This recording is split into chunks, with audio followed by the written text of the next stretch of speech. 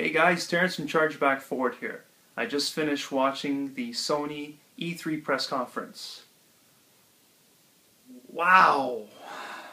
Well, remember that thing back in April over Twitter and someone from Microsoft getting angry on a bit of back and forth about the rumors about Xbox One that ended up coming true?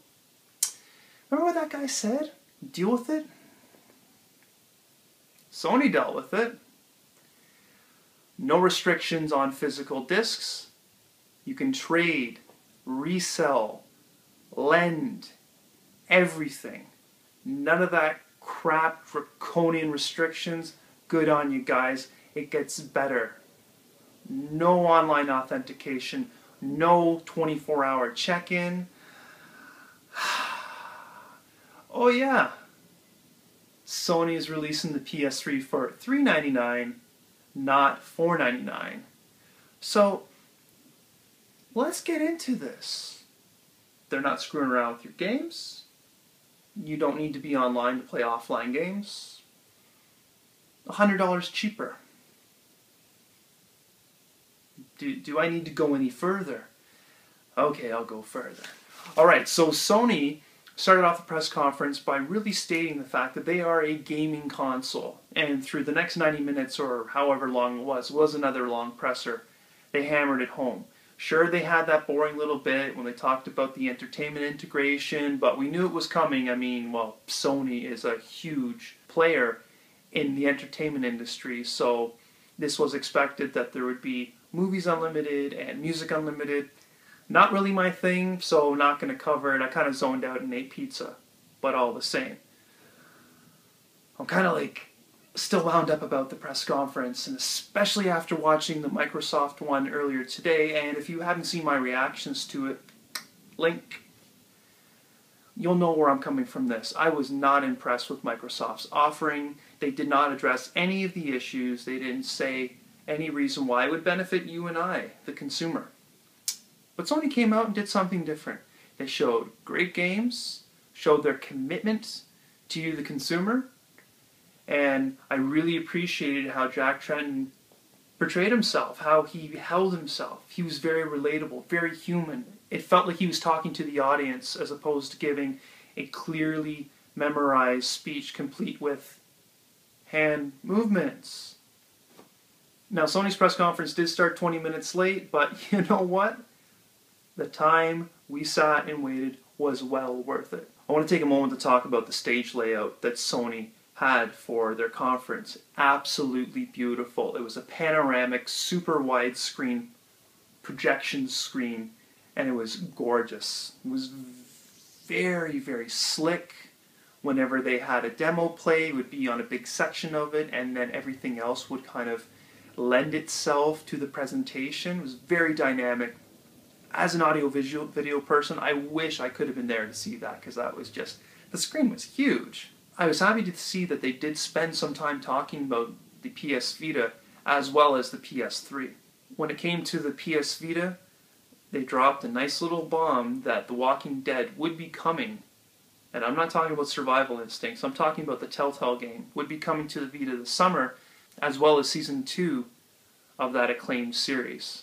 So, great news for Vita owners. Hopefully it's priced properly and it gets into many hands as possible, because that is a completely beautiful, fully realized game that, in my opinion, every video gamer should play. And the fact that we're getting the sequel this summer is a bonus.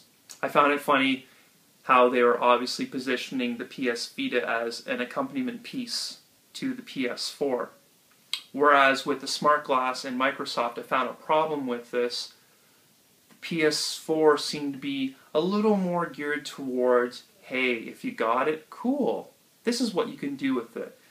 Whereas the Smart Glass is like, okay, you kind of need this to play the game. Not cool. It was good to see that Sony had clear support of the PlayStation 3. They mentioned several games, and it shows that they are still committed to that platform and will be for the foreseeable future. They started off by showing The Last of Us, which comes out this Friday, and It's the first time I've really watched footage from it for more than 3 seconds, and I was just awestruck. I'm going to be at A&C Games Friday morning, right when they open, to get that. And that was before I saw that footage, but now, especially after seeing that, I may show up a few minutes early. Get that transaction done ASAP. They also showed a couple of games. There was an interesting game called Puppeteer, and I'm really looking forward to seeing what that is. It was very stylized and a very unique artistic direction for that game, so looking forward to it. Of course, Beyond Two Souls was there as well, and it looks stunning as ever. And yet again, another game that, since I knew I was getting it, I was trying to shy as much away from pictures, video footage, articles. Once I get in my mind I'm going to get a game, it usually doesn't change, and I want as little as possible to be ruined for me. So actually seeing a trailer and seeing how the main character was portrayed made me feel good, because here's a strong female protagonist that is believable, and she's not sexualized or objectified. It's I was floored, not necessarily surprised considering who it's coming from. Quantic Dreams is a juggernaut of forward thinking for the game industry, and I honestly cannot wait. They also unveiled Gran Turismo 6, and it was a very creative and very enjoyable trailer with all game footage from what I understood. And you know what? It looked really good, even held up to the next generation offerings. I have played GT in the past, and I'm probably going to give this one a go as well. I really like the feel and look of it.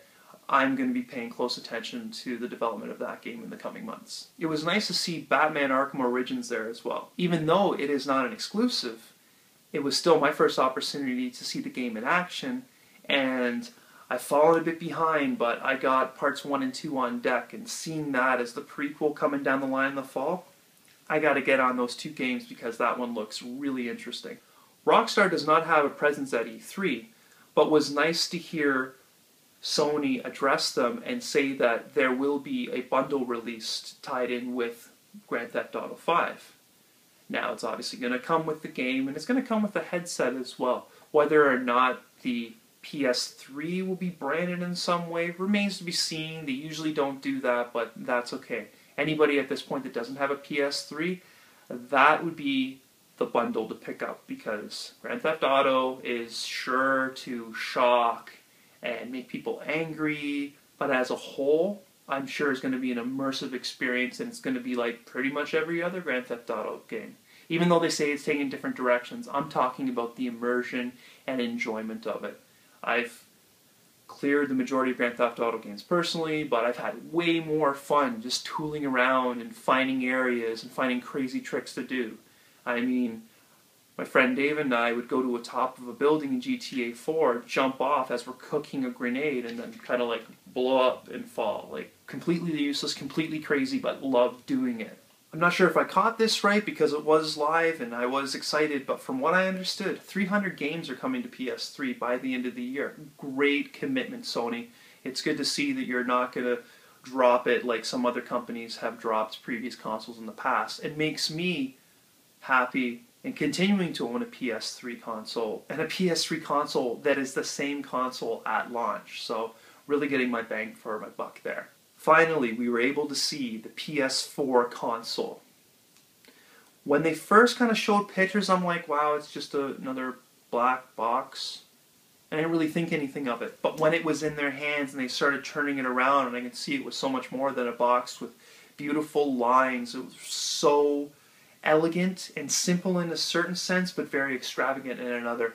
I am so looking forward to having that on my entertainment shelf very soon.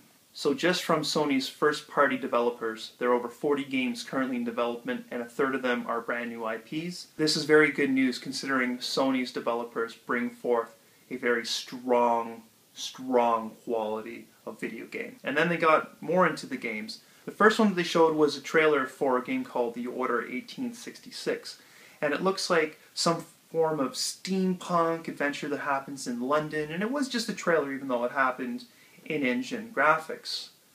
One of the characters was Lancelot, so I'm kind of wondering, is that just a name drop because it's England and whatnot, or maybe this is some kind of radical new telling of King Arthur and the Knights of the Round Table? Probably not, but if it is, I wouldn't be surprised. And they also showed Killzone Shadowfall. Despite the fact that it was an FPS, I was still interested in it. They created lush, very visceral environments, and I'm kind of down to look into that as well. You know, there's seen a lot of first-person shooter games already between the two main conferences, some that I'm interested in, most of them not, but I'll keep a bit of an eye on this one. They did show a brief trailer for Drive Club. Very pretty, again, very brief. For some reason, I have Gran Turismo 6 in my mind, and I'm kind of commending Sony for letting Polyphony Studios develop Gran Turismo 6 for the PS3, even though it's coming this late in its life cycle, and I hope that Drive Club will also do well on the PS4 as we wait for Gran Turismo 7, which, knowing Polyphony, was probably 3 to 4 years down the road from now. Infamous Second Son was also shown. I can't say that I'm the biggest fan one way or another because I haven't really given the series a chance, but I found it really cool that they had it set in Seattle and having Nirvana music playing in the background. Then seeing the ability of the character kind of reminded me of a movie called Chronicle, which also took place in Seattle. So again, looking forward to seeing more footage this week during E3. Quantic Dream showed a brief segment of a short created from in-game footage on the PS4. It's called The Dark Sorcerer. So at the beginning, it's this old sorcerer dude that we actually saw the tech demo of his head months earlier, and he's lighting candles and he's casting a spell, and I'm pretty impressed with the nuances of his facial expressions and the acting and whatnot. And I'm thinking, you know, it's pretty good, pretty up to snuff with the rest of their products. But when it was revealed that it was a mock setting and that the character was actually on a soundstage filming a movie, that's when I became incredibly blown away. The articulation of the face, the subtle gestures, everything. And it's probably the most realistic depiction of a human being I have ever seen in a video game or in a movie. Absolutely breathtaking. Transistor was shown, and it was a pretty cool game. A slick little trailer and beautiful art design. Looked like an isometric three-quarter top-down view game. Doesn't look like my thing, but you know, why not? We'll give it a look, see where it goes. I was very impressed how Sony conducted themselves in the realm of indie developers. The fact that indie developers can self-publish is a huge thing. This is something that Microsoft is kind of turned away from, and I think it's going to hurt them because a lot of the innovative things that I've seen recently have come from smaller indie developers. So I'm really excited for indie developers and the fact that they have an even easier way to share their ideas and their visions with the masses. Oh yeah, I'm also freaking out that Outlast is going to be on PS4. Hooray. Like, seriously, hooray. At this point, my girlfriend Jess sat down with me, and she just got in, and we were watching the beginning of the Square Enix trailer for what I couldn't figure out what it was, and her reaction was the best. She goes, it looks good, but there's just too much happening, it looks too chaotic. And everybody has the same nose. Maybe we should do a rewind theater on that one. And then it puts a title at the end, and it says it's Final Fantasy Versus 13, and then then it's Final Fantasy 15. I don't know what's going on, but it looked crazy, and I don't know what those guys are doing. It's almost like Square is stuck in the past, and they're showing from the past their vision of what the future is. So, sorry fans of Square Enix and Final Fantasy, but personally I wasn't really digging it, and it was just too loud and too many stupid hairstyles, and I feel that Final Fantasy has strayed far from what it originally was, and not in a good way. They also showed some Kingdom Hearts game, which looked exactly like the first one that I played with better graphics. Honestly, couldn't care less. And then they mentioned that Final Fantasy 14, which I believe is the online game is coming to Sony platforms exclusively, so yay RPG players, I guess. They had an extended demo of Assassin's Creed 4 Black Flag, as I'm looking at my notes right now, and it was pretty good, you know, like, it looked great. It could have looked a lot better, and then the system crashed, so... Watch Dogs. This is the first time that I've really watched footage from this game, and it was engaging, and engrossing, and captivating, and it had an odd, like, spiritual successor to Night Trap. I mean, controlling cameras, controlling things that you can see through the cameras, directing T-Bone to move at particular points, and it was just really cool, man. Like, I don't want to go on and talk about it forever, but, like, seriously, guys, if you haven't heard of Watch Dogs at this point, do yourself a service, watch a trailer, prepare to be blown away. They show some sports, some really awkward thing with LeBron James talking to digital LeBron James. They announced Elder Scrolls Online, and that the beta would be exclusive to the PlayStation platforms. Couldn't catch if that was 3 or 4 or whatever, but I'm going to play Skyrim, so we'll see how I feel about that if I want to get into an MMO. Probably not. Big surprise for me, and I was hoping as the trailer was going through that it would be what it was, and it was. It looks like we're getting a Mad Max game. Wow, like this material is perfect, perfect, perfect for a video game.